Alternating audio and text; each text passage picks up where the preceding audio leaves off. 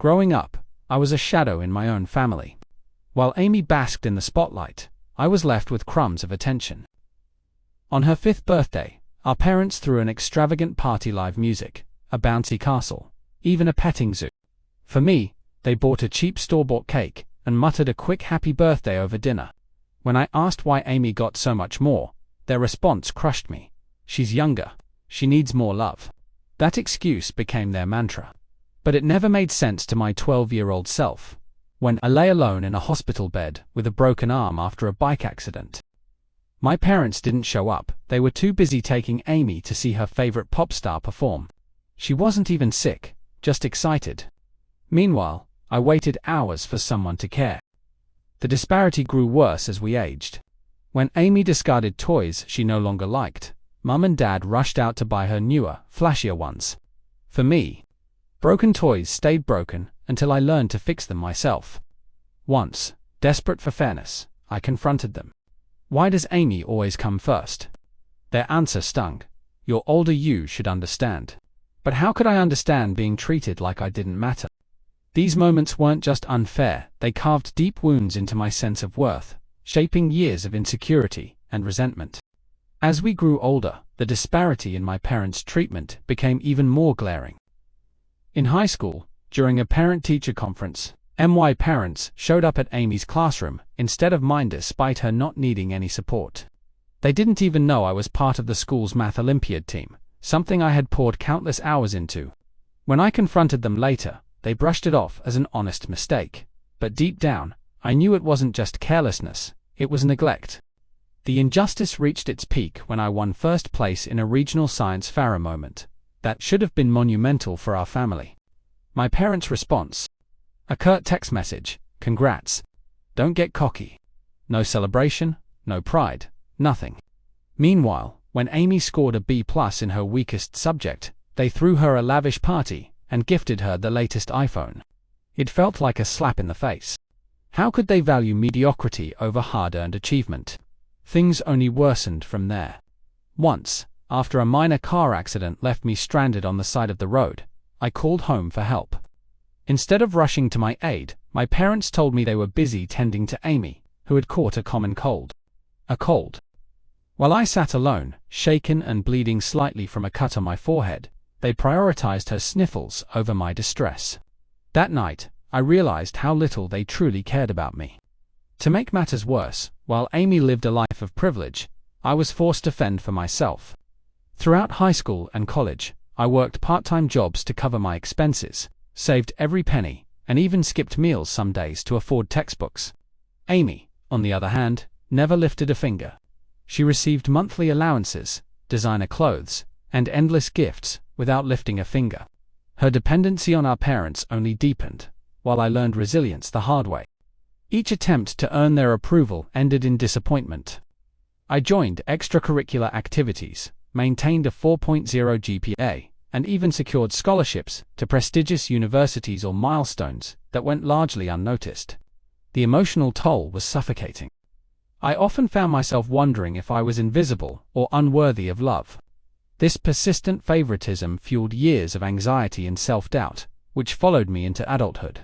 Looking back, these moments weren't just isolated incidents, they were part of a pattern that shaped my childhood and adolescence. Every ignored success, every overlooked need, reinforced the belief that I would never be enough in their eyes. And yet, despite the pain, these experiences taught me invaluable lessons about independence and self-worth. Though I resented being treated as second best, I came to understand that my value wasn't tied to their validation. These unresolved wounds would later resurface during the inheritance battle, reigniting old grievances and setting the stage for a dramatic reckoning.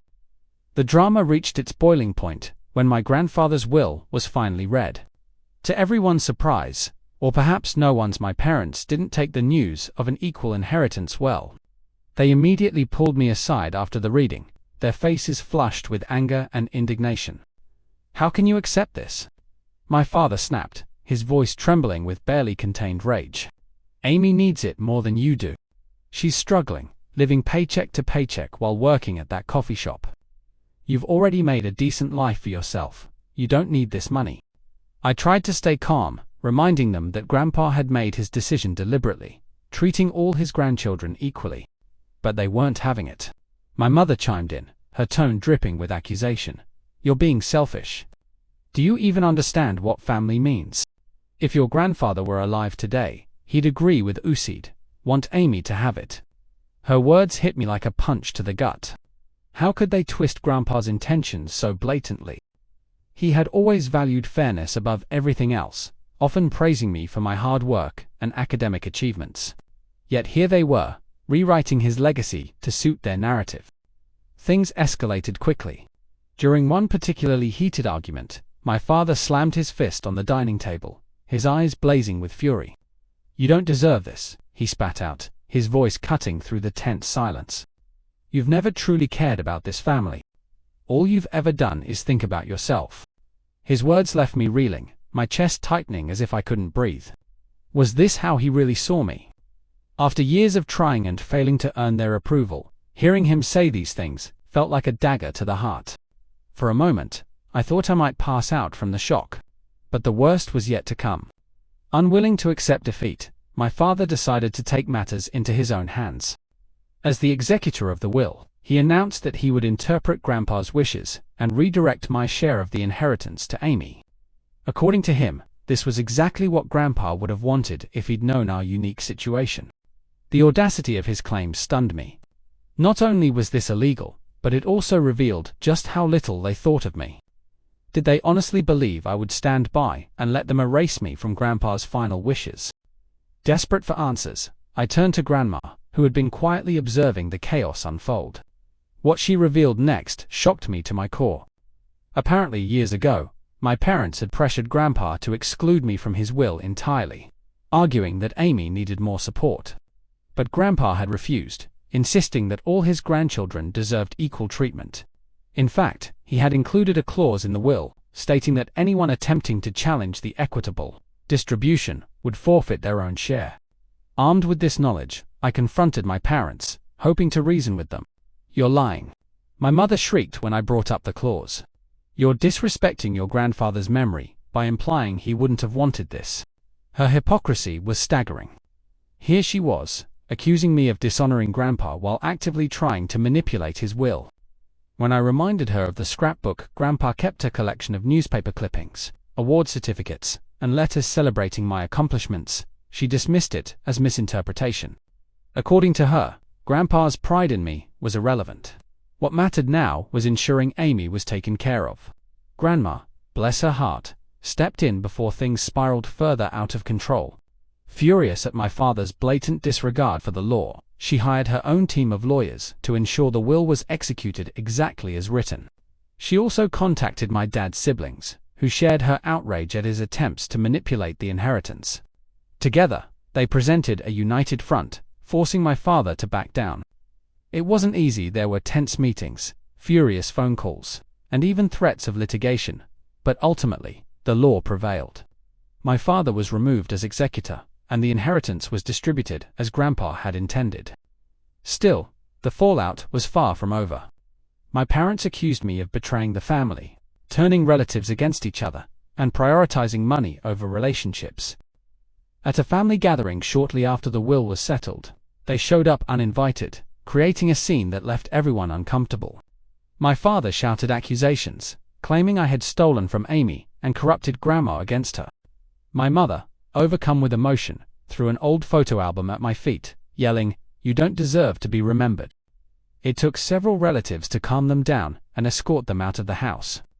Through it all, Grandma remained my strongest ally. She shared stories of how proud Grandpa had been of my achievements, recounting moments I hadn't realized he'd noticed. Hearing her speak about his unwavering belief in fairness gave me strength during those dark days. More importantly, her intervention helped expose the truth to the rest of the family, many of whom began to see my parents' favoritism for what it truly was. Looking back, this chapter of my life was both devastating and empowering. While the conflict tore apart the fragile fabric of our family, it also forced me to confront years of suppressed pain and resentment. For the first time, I stood up for myself, refusing to let guilt or manipulation dictate my choices. Though the road ahead remained uncertain, I knew I had taken the first step toward reclaiming my worth. The battle to protect my inheritance became a war zone, with family loyalty pitted against justice. During one particularly explosive family gathering, my father stood up abruptly, his face red with rage, and shouted at the top of his lungs, "You're a traitor to this family. How dare you keep what rightfully belongs to Amy?" His voice echoed through the room as he slammed his fist on the table, causing everyone to flinch. Before I could respond, he stormed out, leaving behind a suffocating silence. It was the first time I had seen him so unhinged, but his words cut deeper than any physical blow. He wasn't just rejecting my decision, he was rejecting me as his son. What followed was even worse. My refusal to surrender my inheritance became the talk of the extended family. Whispers spread like wildfire, fueled by distant relatives who sided with my parents. Some accused me of manipulating Grandpa into writing the will in my favor, claiming I had coerced him during his final days. Others suggested that I had poisoned Grandma's mind against my own parents. These baseless rumors painted me as the villain of the family, someone who cared more about money than blood ties. At family gatherings, I could feel their judgmental stares boring into me, making it hard to hold my head high. The weight of their disapproval felt unbearable, as if I were carrying the guilt of crimes I never committed. Amidst this chaos, Grandma emerged as my fiercest defender. She revealed a shocking truth during one heated confrontation. My parents had repeatedly pressured Grandpa to exclude me from the will entirely. Each time, he had adamantly refused, insisting that fairness was non-negotiable. "Your grandfather believed in treating all his grandchildren equally," she said firmly, her voice trembling with emotion. "He kept a scrapbook of your achievements, newspaper clippings, award certificates, letters praising your work. He was proud of you, prouder than you'll ever know." Hearing this broke something open inside me, a mix of gratitude for Grandpa's unwavering support and anger at how my parents had tried to erase me from his legacy. Grandma didn't stop there. She organized a private meeting with the rest of the family, excluding my parents, to set the record straight. With tears in her eyes, she recounted decades of favoritism, the birthdays they skipped, the school events they missed, the countless ways they dismissed my efforts, while showering Amy with praise. For the first time, other family members began to see the cracks in the facade my parents had built. Some cousins, who had previously judged me harshly, apologized for doubting my intentions. Even a few of my dad's siblings admitted that they'd always suspected the bias, but never dared to speak up. Despite this growing support, the emotional toll was immense. Every accusation, every cold shoulder from my parents, felt like another layer of betrayal. I found myself questioning whether standing up for my rights was worth losing the fragile remnants of my family. But deep down, I knew I couldn't back down, not when doing so would mean letting them rewrite history yet again. This wasn't just about money, it was about reclaiming my dignity, proving that I mattered, despite years of being treated as second best. Through it all, Grandma remained my anchor. Her courage inspired me to stay strong, even when the pain threatened to overwhelm me. Together, we navigated the legal complexities, ensuring that the will was executed exactly as Grandpa intended. Though my relationship with my parents grew colder, I discovered an unexpected strength within myself, resilience forged through years of neglect and injustice. The fallout from the inheritance battle shattered what little remained of my family's unity. My father, seething with rage, declared that I was no longer welcome in their home if I insisted on keeping my rightful share. "You've chosen money over family," he spat, his voice trembling with fury. That night, my mother sobbed uncontrollably, accusing me of tearing apart everything they had worked for. "How could you do this to us? You've destroyed our happiness." Her words stung, not because they were true, but because they revealed how deeply entrenched their favoritism was. They valued control over connection. Tensions reached a breaking point during a family gathering hosted by one of my aunts. My parents showed up uninvited, storming into the room like an unstoppable force. Before anyone could intervene, my father grabbed an old photo album from the coffee table and hurled it at my feet. "You don't deserve to be remembered," he roared, his face red with anger. The room fell silent as relatives exchanged uneasy glances. It took several family members to calm him down and escort them out, but the damage was done. Their actions painted me as the villain, yet I knew the real issue wasn't about fairness, it was about power. Amy, caught in the middle, initially stayed silent, unwilling to challenge our parents. But her guilt began to eat away at her. One evening she came to me, tears streaming down her face. "I'm sorry," she whispered, her voice trembling. "I should have stood up for you sooner. I was too scared." She confessed that she had always known their favoritism was wrong, but feared losing their approval. Seeing me fight for myself inspired her to take control of her life. For the first time we talked openly about our childhood, the birthdays I missed, the achievements they ignored, and the pressure she felt to live up to their expectations. Despite the rift with my parents, small rays of hope began to emerge. Amy started using her inheritance to fund her education, a decision that shocked everyone, including our parents. Though they tried to guilt her into quitting, she held firm, determined to break free from their influence. Some cousins, who had once sided with my parents, now admitted they saw the truth behind the favoritism. Slowly, I found solace in these unexpected alliances, even as I grappled with the loneliness of being ostracized. The inheritance became a turning point, not just financially, but emotionally. I used part of my share to pay off my student loans, freeing myself from years of debt that had weighed heavily on my shoulders. With the remainder, I invested in a small business project, a community center, offering affordable mental health counseling and financial literacy workshops. It was something I had always dreamed of doing, but never dared to pursue, fearing failure or judgment. My parents, however, dismissed it as selfish ambition. "You only think about money," they accused, their words dripping with disdain. But for the first time, their criticism didn't wound MIT, fueled my determination to prove them wrong. Amy's transformation was equally remarkable. Inspired by my decision to stand up for myself, she announced her intention to use her inheritance for college tuition. This revelation shocked our parents, who had assumed she would squander the money or rely on them indefinitely. When they tried to guilt her into quitting school, even cutting off her allowance entirely, Amy held firm.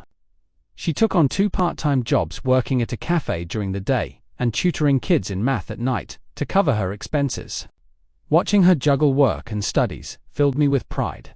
She was finally breaking free from their control and discovering her own potential. In therapy, I began unraveling years of buried pain. My psychologist helped me understand how the favoritism I endured contributed to chronic anxiety and depression. For so long, I blamed myself for not being enough in my parents' eyes.